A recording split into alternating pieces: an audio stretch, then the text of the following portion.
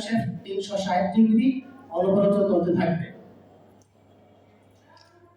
সাধারণত কোনো নতুন উদ্ভাবন সফল হওয়ার পর সেটিকে জনসাধারণের জন্য উন্মুক্ত করার আগে জাতীয় ও আন্তর্জাতিক পেটেন্ট প্রক্রিয়া সম্পন্ন করা হয়, যাতে উদ্ভাবকের মেধাস্বত্ব আইনগতভাবে সুরক্ষিত থাকে এবং প্রযুক্তিটি নিরাপদভাবে ব্যবহার ও উন্নয়ন করা যায়। এই কারণেই আমি শুরু থেকেই সরকারি সহযোগিতা চেয়েছি।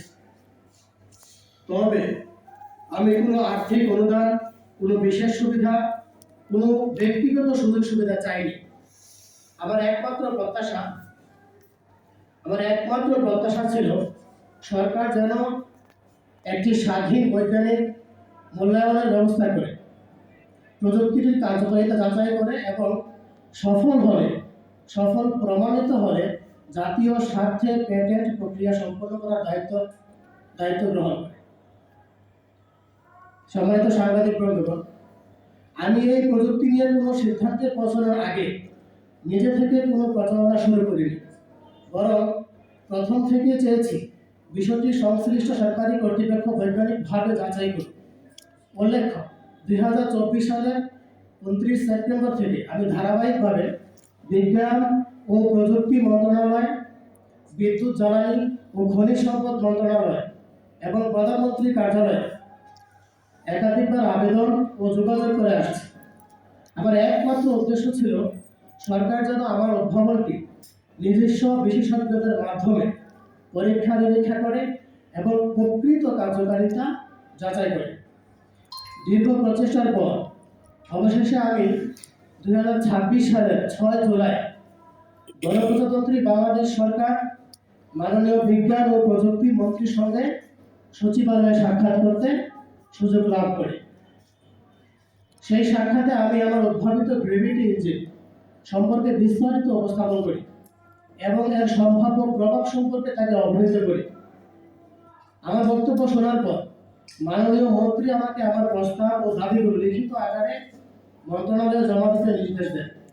তার নির্দেশনা অনুযায়ী আমি একটি বিস্তারিত লিখিত প্রস্তাব জমা দিই।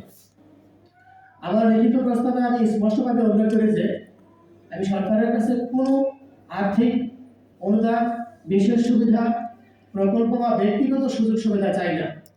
এমনকি পেটেন্ট আবেদন, নিবন্ধন এবং সংশ্লিষ্ট সকল সরকারি ফি ও অন্যান্য প্রয়োজনীয় ব্যয় আমি নিজেই বহন করতে প্রস্তুত।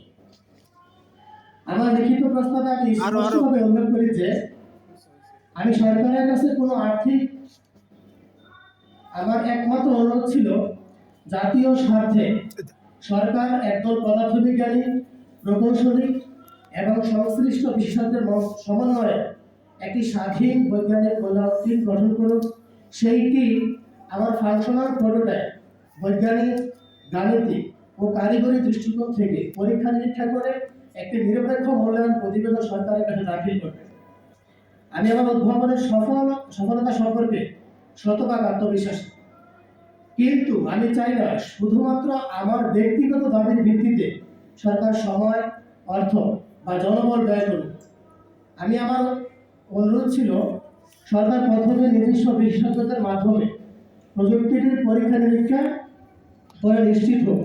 যদি পরীক্ষায় আমার উদ্ভাবন সফল ও কার্যকর প্রমাণিত হয়, তাহলে জাতীয় স্বার্থে সরকার পেটেন্ট প্রক্রিয়া করার দায়িত্ব গ্রহণ করবে এবং বাংলাদেশের নামেই এই প্রযুক্তির আন্তর্জাতিক যাত্রা শুরু হোক।